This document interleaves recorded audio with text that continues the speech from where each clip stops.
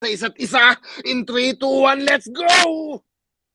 Bakit pinipilit mong ilabas na binanatan ko si Maldita, kahombre?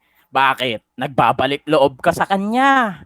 Paalala ko lang kahombre, ikaw yung kakaibang naging anak niya. Baka nakakalimutan mo. Si Maldita, nag-away lang kami nung hindi ako nagustuhan sa salita niya. Eh ikaw, siniraan mo sa iba't ibang tao yung babaeng nananahimik. Kahit may pruweba, tinatanggi mo pa. Ikaw nga walang pruweba, panay kang salita, leche ka. Asan yung sinipa? Ako.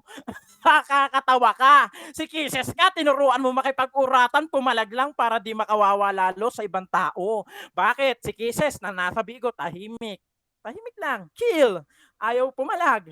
Puta, nung naging jowa na niya, pumalag ka. Ayun, nung naturuan, nung lasing siya, inaway si Cram ng NR. Pinagmumura siya ni Kisses, bumawa na lang, nagsorry pa. Nakakahiya ka. Basagulero ka, ng trip ka, tapos nagsorry ka. Tang-ina ka. Hoy, paalala ko lang sa'yo. Sinabi ko nang inaalagaan ko pamilya ko. Paano pa ako naging pabaya sa pamilyang binabanat mo? At saka paalala ko sa'yo, kahombre. Hoy, ikaw yung may pag-amin sa atin. Sinabi ko ng round 1, halos lahat sa akin galing. Ikaw naman, sa ex mo. Tapos di pala galing sa ex mo ngayong round 3. Ba't binabawi mo? Tulag kabigin ka. Anong nangyari sa anak mo? Di ka na sigurado? Ginawa mo pa akong big fish? Tao ako. Tanga ka? Tao to. Sira ulo tong kalabang ko na to.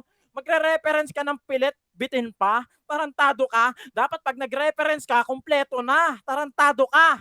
Oy, kamusta utang mo? Bayad ka na ba? Ang laki ng utang mo makakapagyabang ka kaya? Utang ina ka? Halos 1 taon mong pinagpaguran, pawisan. Halos dugo na lumabas sa pawis mo, tarantado ka, hindi ka pa rin bayad. Inuuna mo pakikipagyabangan kaysa magpadala sa iyong pamilya. Pinagyayabang mo dito, may tagapag-alaga ka. Yun nga, wala kang pruweba na maipakita silang masaya. Okay. Okay, nice. Thank you. Baka mag-almo na sa kanita, gibuto na. Init ko muna kayo Salamat sa support sa birthday ng aking mahal.